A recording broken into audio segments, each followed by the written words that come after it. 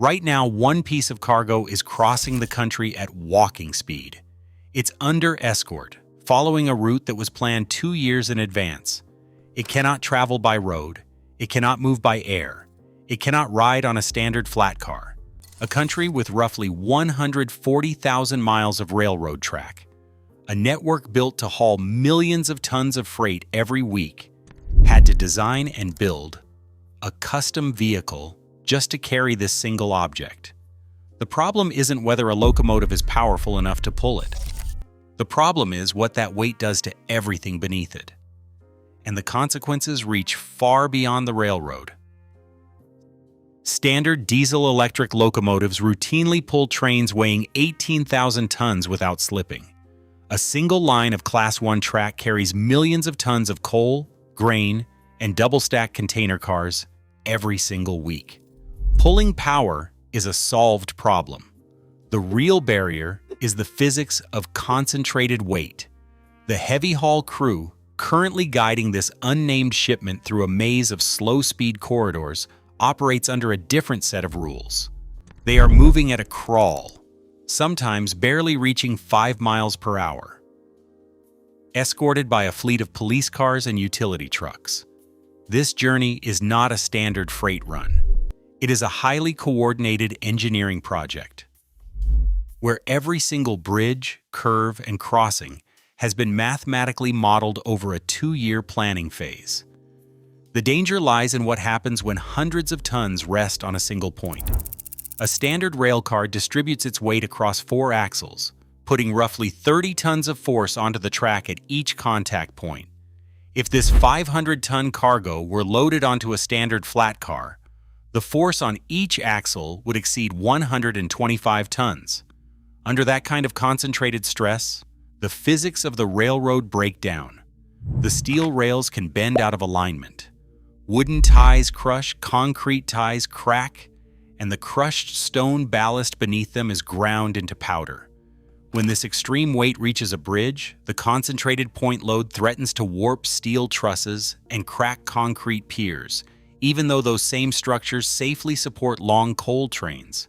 A coal train spreads its massive weight over hundreds of feet and dozens of separate car assemblies. This shipment concentrates its entire mass into a tiny footprint. Because of this, the national network of 140,000 miles of track is suddenly restricted. Only a fraction of these routes can physically support a load of this scale, forcing planners to draft custom paths years in advance. The question is why a system designed for bulk shipping must treat a single object as an existential threat to its infrastructure. To move heavy cargo of this scale, highways are the first logical choice. Yet federal regulations limit standard interstate trucks to 80,000 pounds, or 40 tons, to protect public bridge structures. On the highway system, the federal bridge formula governs the permissible weight on any group of axles based on spacing. To spread out several hundred tons, a road convoy would have to stretch hundreds of feet, making turning impossible. Even with specialized multi-axle trailers and state overweight permits, a load weighing several hundred tons cracks asphalt pavement, exceeds local bridge load ratings, and cannot clear the tight turning radii of standard exit ramps and municipal intersections. Air transport offers no alternative. The largest cargo planes in active service, such as the Antonov An-124, top out at a lifting capacity of around 125 tons. Even if an aircraft could lift a heavier load, the physical dimensions of these massive industrial components would not fit through standard cargo doors, and remote installation sites lack the massive runway infrastructure required to land them. This leaves the railroads. The Association of American Railroads and the Federal Railroad Administration frequently cite a national network of approximately 140,000 route miles. But this standard industry figure is cautious, representing basic track length rather than uniform structural capability. In reality, the domestic rail system is a patchwork of historic corridors built by different companies over more than a century. Some lines feature heavy concrete ties, thick ballast, and modern steel bridges, while others rely on older timber trestles and lighter steel rails. Furthermore, physical clearances vary wildly. A route that easily accommodates double-stack container trains can still block an oversized cargo due to low tunnel arches, narrow rock cuts, or trackside signal masts, because a standard flat car would immediately crush under the concentrated mass or collide with a trackside obstacle. Transport planners face an impassable boundary. Moving these massive objects across a fractured network requires abandoning standard freight equipment entirely, creating the need for a custom vehicle designed to navigate these structural gaps. These colossal cargoes are the massive core components of modern power and utility infrastructure: utility-scale power transformers, nuclear reactor pressure vessels, and generator stators. Typically weighing between 200 and 900 tons, these machines represent a class of freight that cannot be broken down, modularized, or assembled on-site. A utility power transformer is a clear example of this absolute indivisibility. It is a highly engineered system containing a massive steel core wrapped in miles of high-purity copper windings, all sealed within a heavy steel tank filled with insulating oil. The entire assembly must be vacuum sealed and tested under extreme high-voltage conditions at the factory. Exposing these internal components to atmospheric moisture or dust during field assembly would compromise the electrical insulation, leading to catastrophic failure. While auxiliary cooling systems and bushings can be detached, the main core and tank must remain sealed and pressurized with dry nitrogen during transit. The entire unit must therefore travel as a single, fully integrated block. Generator stators, the heavy copper-wound stationary components that convert rotational force into electricity in thermal and hydroelectric plants, rely on ultra-precise internal alignments. Disassembling a stator would destroy the integrity of its stator bars and magnetic core laminations. Nuclear reactor pressure vessels are forged from massive single-piece steel cylinders designed to contain nuclear fuel under immense pressures, making structural joints or sectional transport an engineering impossibility. At the manufacturing facility, these completed machines undergo days of rigorous quality and electrical testing. Once certified, they cannot be modified in any way during their journey, meaning their physical footprint is completely fixed. These machines exist as monolithic, irreplaceable industrial assets because they cannot be split, shrunk, or modified to fit standard transport systems. They demand a specialized solution. Moving them requires an entirely separate class of rolling stock designed specifically to hold massive, undivided weights. The question is how to support these extreme loads on a rail network built for standard freight. A massive power surge is hitting the national grid, driven by the rapid expansion of artificial intelligence, energy-hungry data centers, and new nuclear construction.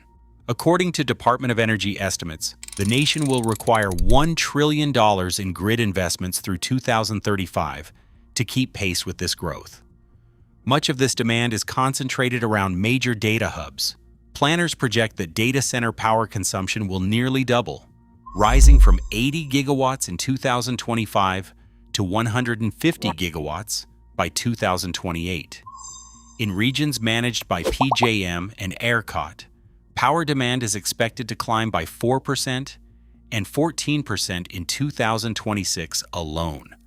To support this expansion, utilities must install heavy substation transformers and massive generator step-up units. However, ordering one of these machines is not a simple industrial purchase. It is an immediate transportation commitment. Because these colossal components are completely indivisible, buying a 500-ton transformer means securing a viable shipping route over hundreds of miles of rail years before the machine is actually built. This rising demand hits the exact scale that the physical transport system handles least easily, creating a severe supply chain bottleneck. Lead times for large power transformers have stretched to an average of 128 weeks, with some specialized units taking up to 5 years to construct. When a utility signs a procurement contract, They are forced to resolve the logistics immediately. They must coordinate with railroads, structural engineers, and municipal authorities to map out a path, knowing that the physical windows to move such concentrated weights are incredibly narrow.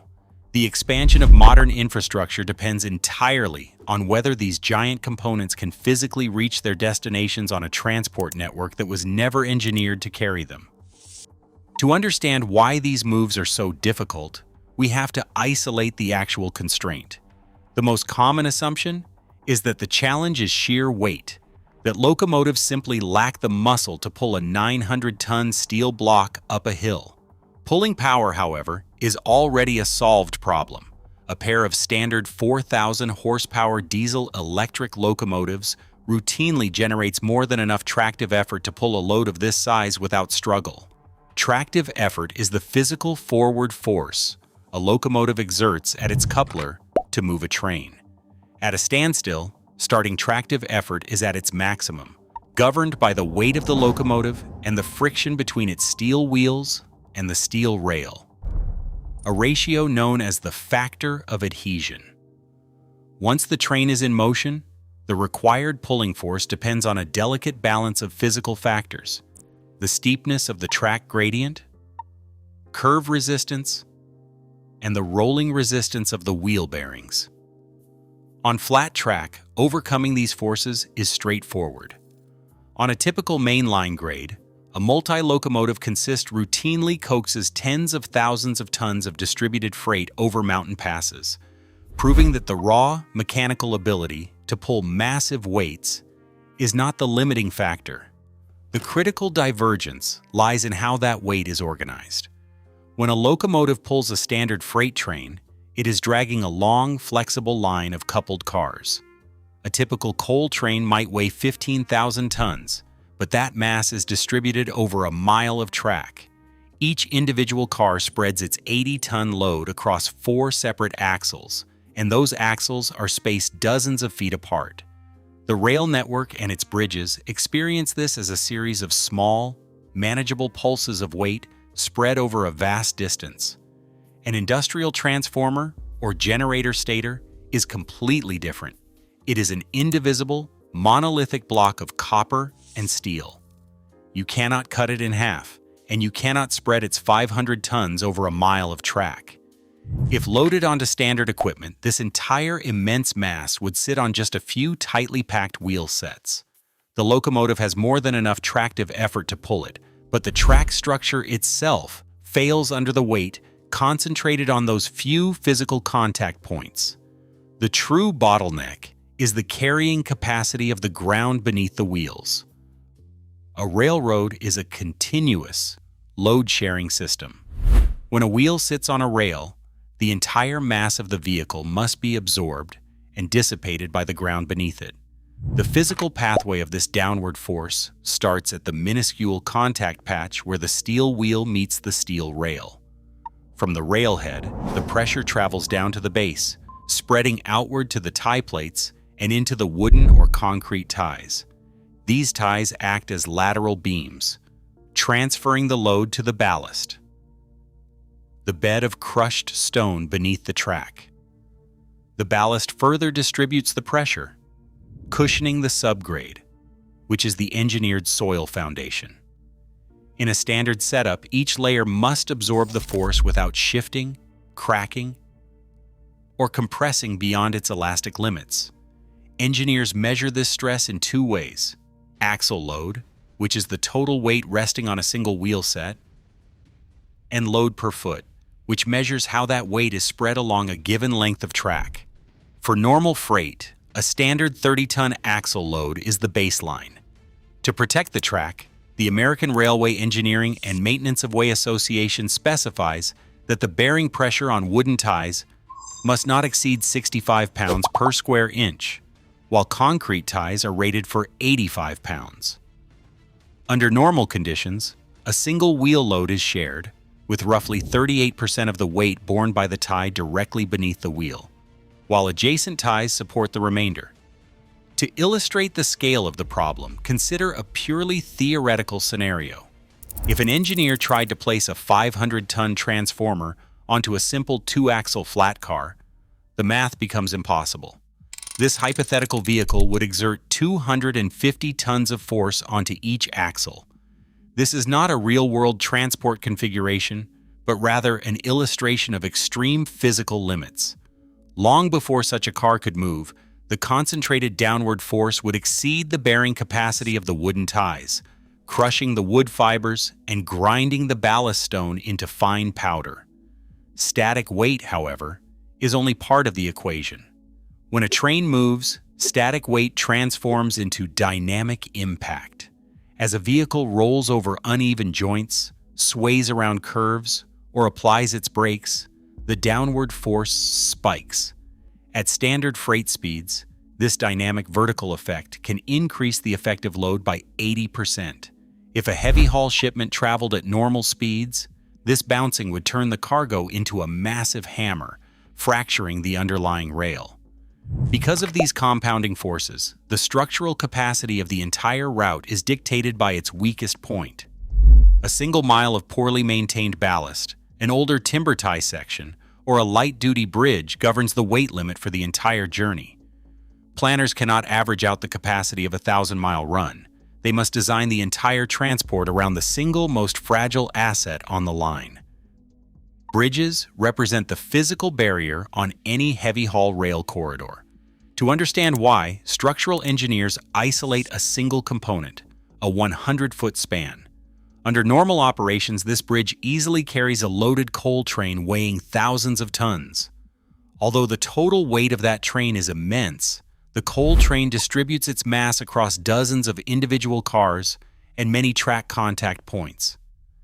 The bridge girders experience this as a series of small, manageable forces spread over a long distance, allowing the structure to flex and recover safely. But a 500-ton industrial load behaves differently. When this massive object is concentrated over that same 100-foot span, it focuses its entire weight into a narrow structural zone. This concentration of mass generates far more destructive force than a distributed coal train.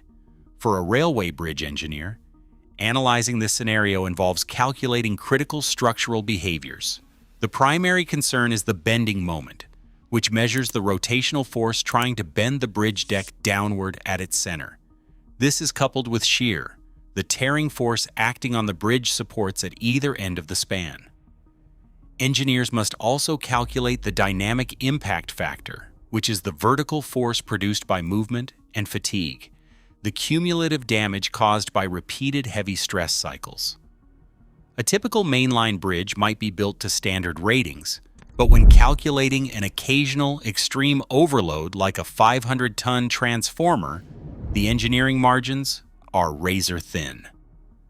The comparison of a 500-ton load on a 100-foot span is an illustrative model rather than a universal bridge rating, but it highlights the immense localized forces at play. In the field, engineers use finite element modeling to simulate these extreme loads moving across specific materials, whether they are analyzing a modern concrete structure or a historic timber trestle. Because older rail networks feature a patchwork of historic bridges, many structures simply lack the design margins to survive these peak stresses. When a route survey identifies a bridge that fails these engineering checks, it triggers a logistical crisis. A weak structure cannot be ignored. Planners must either design a multi-state detour or coordinate temporary structural interventions. A detour of this scale adds hundreds of extra miles, and it introduces months of secondary surveys, since every new bridge on the alternate path must undergo the exact same rigorous mathematical validation. If a detour is impossible, engineers must execute temporary structural interventions. This might involve installing heavy steel plates over existing truss members to increase load capacity, placing temporary support towers under the bridge deck, or laying down specialized load distributing assemblies. Because of these severe physical limits, a single span of steel or timber in a remote corridor becomes the ultimate gatekeeper, dictating whether an essential power grid component can reach its destination. Even if every bridge along a route is structurally reinforced to bear the weight, a shipment can still be stopped cold by a single inch of concrete or steel. This is the challenge of the clearance envelope, the invisible three-dimensional tunnel that a train must carve through space as it moves. For a standard boxcar, this envelope is predictable and standardized, but a massive industrial cargo completely transforms the geometry of the line. Planners must calculate not just the static height and width of the load, but how those dimensions shift as the vehicle rolls forward. Trackside geography is unforgiving.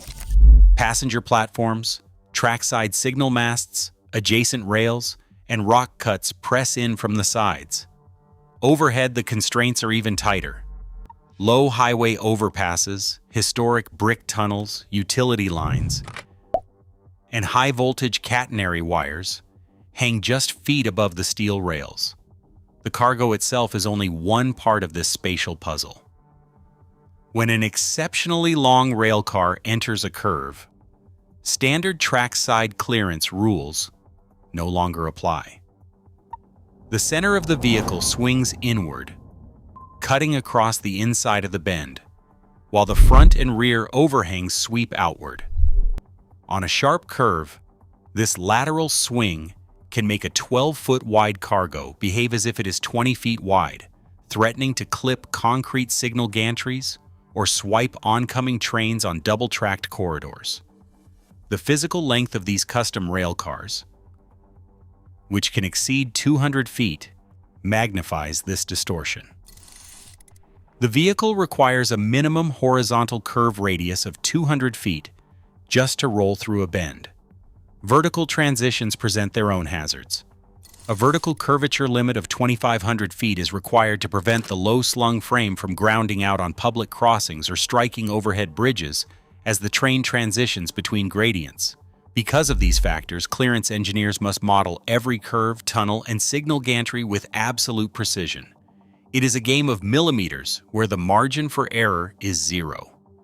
In actual logistics planning, route clearance analysis routinely eliminates up to 45% of the initially proposed corridors.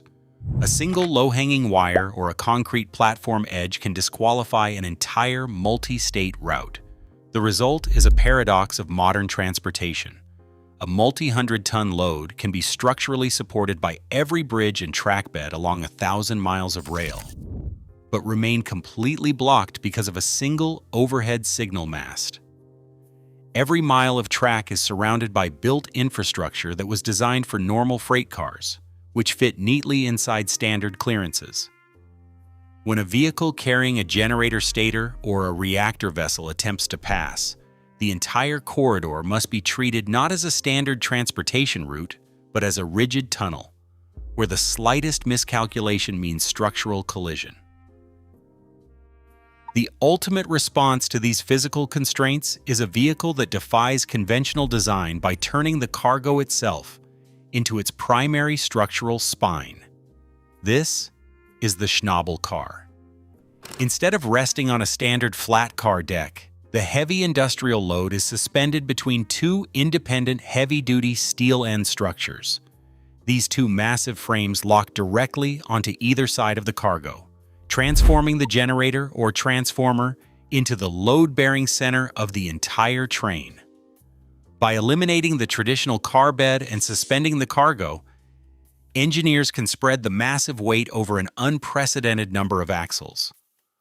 While a normal freight car relies on 4 axles, a Schnobble configuration can deploy dozens of them, spacing them over hundreds of feet of track to prevent localized structural failure. The exact mechanical footprint varies depending on the specific model. The largest of these machines in North America, the WECX 801, measures 231 feet long and weighs 400 tons when completely empty. It uses 36 axles to support payloads exceeding 1,000 tons. Smaller designs, like the HLIX 2018, use 20 axles to carry up to 1,028,000 pounds, weighing just over 400,000 pounds empty. Similarly, The BBC X1000 relies on a 20-axle configuration with an empty weight of 424,000 pounds when configured without its optional deck. To navigate tight physical spaces, these cars are equipped with high-pressure onboard hydraulic systems. These hydraulics do not replace rigorous route engineering, but they allow operators to physically lift and slide the load while in motion. The WECX 801 can raise its cargo up to 44 inches vertically and shift it 40 inches laterally. In comparison, the HLIX 2018 provides 24 inches of vertical lift and 14 inches of lateral shift, while the BBC X1000 can adjust its load 14 inches vertically and 22 inches sideways to slip past trackside obstacles. This design successfully solves the core physics problem, turning an impossible concentrated mass into a highly controlled, distributed load. Yet the physical existence of such a machine introduces an entirely new set of complications for the global supply chain. How does a railroad manage the logistical reality of operating these mechanical giants on a network built for standard freight? An engineer can design the perfect transport plan, but paper blueprints do not move physical steel. The actual bottleneck is not just the physics of the rails, but simple access. These specialized heavy-haul vehicles are not part of any standard railroad inventory. You cannot call up a major carrier and request a multi-axle platform from a local yard. Instead, the global fleet of these vehicles is remarkably small. Industry estimates suggest fewer than 100 of these cars exist worldwide, with only about 30 operating across the entire North American network. Independent logistics audits confirm this handful of vehicles represents the total capacity for moving the continent's heaviest infrastructure. This tiny inventory is highly fragmented. Ownership is scattered among private heavy-haul specialists like Casgro Rail, HLY, and Emmert International, alongside equipment manufacturers, regional utilities, and European leasing firms like Goldhofer. These machines are also rarely interchangeable. Each is custom-built, with its configuration matched to a particular weight, length, axle pattern, or clearance problem. A car designed to cradle a nuclear reactor pressure vessel may be completely incompatible with the mounting points of a utility-scale step-up transformer. Because of this, securing a vehicle is one of the earliest decisions in a power project. Logistics teams must book these cars 12 to 24 months in advance, often before factory fabrication even begins. If a critical transformer fails unexpectedly, a utility faces a double crisis. They must wait for the replacement unit to be manufactured, and they must wait for a compatible railcar to become available. When the entire national grid depends on a handful of proprietary machines, capability on paper means nothing without physical access to the car. The execution of a heavy-haul move begins with a dense stack of paperwork known as the Special Movement Packet. This engineering blueprint contains Federal Railroad permits, precise axle load diagrams, structural clearance records, and route-specific speed limits. Before a single wheel turns, every foot of the path undergoes a physical survey to cross-reference these calculations against real-world track conditions. Bridges are the most critical points along the way. Civil engineers conduct structural calculations for every single span, identifying older steel trusses or timber trestles that require temporary reinforcement. Crews install heavy steel decking, thick plates, or temporary support towers beneath the bridge decks to safely handle the concentrated weight. Track inspectors examine the rails ahead of the train, checking for any alignment shifts. The actual transit requires a massive ground crew. Escort teams, utility workers, and local police coordinate to manage traffic and temporarily lift low-hanging power lines or clear trackside obstacles. The train travels with multiple locomotives, typically 2 leading and 1 trailing, to ensure total control over the heavy cargo. Speed is strictly limited to prevent dynamic vertical impacts. The train crawls along at under 10 miles per hour, dropping to just 5 miles per hour over fragile bridges, where a single crossing can take nearly an hour of continuous monitoring.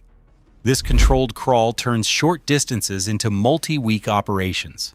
In one documented BNSF transport, a massive utility transformer took roughly 14 days to cover approximately 1,200 miles from the port of Houston to a substation in Missouri.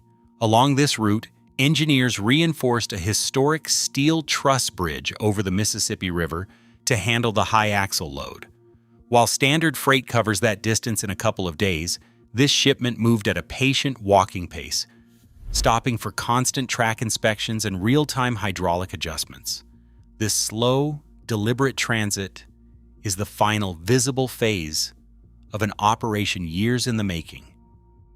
The slow journey across domestic tracks is only the final leg of an international logistics chain.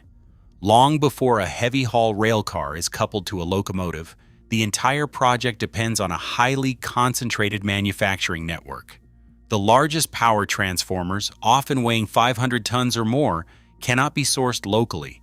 They are produced in a small number of specialized factories overseas, primarily in Essen, Germany, Västerås, Sweden, and Kawasaki, Japan, by manufacturers like Siemens, ABB, and Hitachi.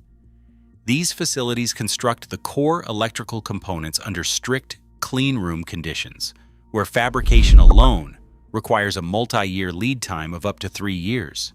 This manufacturing schedule is completely separate from the transport planning schedule.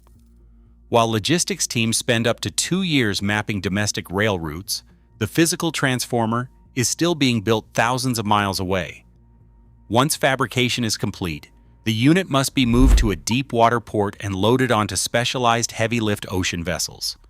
These ships use massive onboard cranes to secure the heavy cargo for its ocean crossing. The handoff from sea to land is a highly calculated operation. When the vessel arrives at a major domestic gateway, such as the Port of Houston or the Port of New Orleans, the transfer demands infrastructure designed to withstand immense pressure.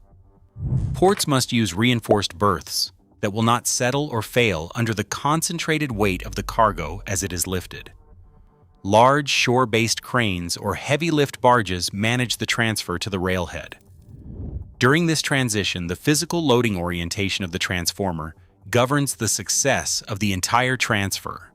Planners must match the exact alignment of the cargo with the receiving railcar's mounting points. An error of even a few inches can prevent a Schnobble car from securing its load, stalling the operation at the port.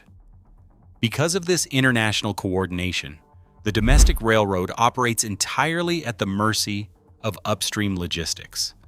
If a delay occurs during factory fabrication, ocean transit, or port handling, the rail carriers cannot compress their own schedules to make up the lost time. When a high-voltage substation transformer fails, the immediate challenge is not financial. A utility cannot simply write a check to resolve the crisis. Instead, they inherit a highly fragile logistical sequence where every step must align perfectly. This is a custom-engineered asset whose replacement is bound to global manufacturing schedules, specialized railcar availability, route permits, and field installation timelines. To prevent prolonged blackouts, engineers first employ electrical workarounds. They reroute power through adjacent circuits or deploy temporary mobile substations. These measures are fragile, short-term solutions that push the remaining grid assets to their physical limits. Permanent restoration requires a new, multi-hundred-ton unit to be physically placed on the concrete pad. The May 2023 transformer failure in the Midwest illustrated this vulnerability, when physical transit limits stretched a standard equipment swap into a 6-month grid outage. While strategic spare programs like the Restore Pool allow utilities to share idle equipment, these reserves are limited. A spare is only useful if a viable transport route exists to move it from its storage depot to the active substation. If a bridge along that route has deteriorated or a regional rail corridor is closed, the spare remains stranded. The recovery timeline is governed by the weakest link in this chain. If a compatible Schnobble car is booked for another project, manufacturing is delayed, or a single state permit is held up in review, the entire project stalls. The physical path of a single piece of steel determines the stability of the regional electric grid. Reliability is no longer solely an electrical engineering problem. It is a transportation constraint that is increasingly difficult to manage. Rail remains the only viable pathway for moving industrial machines of this scale, but the national network itself was built for a different era of distributed weight. The movement of any massive component exposes a fundamental reality. Locomotive pulling power is meaningless if the tracks and bridges beneath the wheels cannot support the concentrated load. In this context, the Schnobble car is not a sign that the rail network is universally ready for the future. Instead, it is a highly specialized workaround, a temporary adaptation designed to cope with a system that was never engineered to carry monolithic weight. As the rapid expansion of data centers, electrification, and nuclear construction intensifies, this logistics bottleneck will serve as a direct test of grid readiness. Solving this pressure point will require a coordinated response, potentially involving pre-approved transport corridors, structural bridge upgrades, and modular equipment designs. Yet each of these systemic changes demands significant time and capital. The physical limitations of the rails remain a quiet, unresolved barrier to expansion. The open question is whether the underlying infrastructure can be upgraded before the next critical machine is forced to move. Today, our high-tech future depends on a physical network built for a different century. While we race to build massive data centers and clean energy grids, we remain bound by the literal strength of steel rails and concrete bridges. The bottleneck isn't the power we can generate, but the concentrated weight we can physically move. Without structural upgrades to these vital transit corridors, our clean energy transition risks grinding to a halt. Join the conversation in the comments below.